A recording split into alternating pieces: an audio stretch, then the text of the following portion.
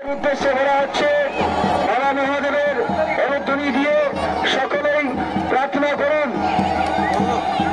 মায়েদের উদ্দেশ্যে বলা হচ্ছে কাটাপড়া যিনি দায়িত্ব রয়েছেন একটু বেশি সময়ে ঘোরাবেন, নিজ দায়িত্বে একটু বেশি সময়ে আপনারা আগত দর্শনার্থীদের একটু আনন্দ উপভোগ করে দেওয়ার সুযোগ করে দেবেন।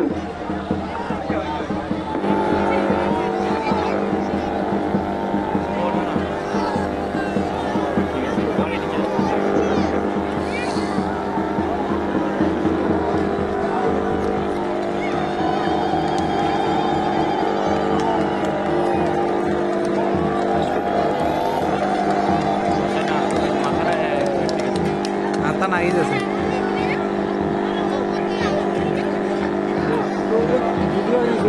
ভাঙিলে কি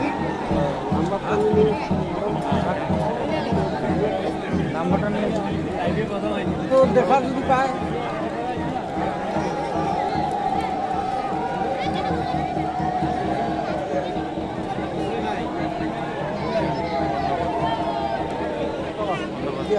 ওই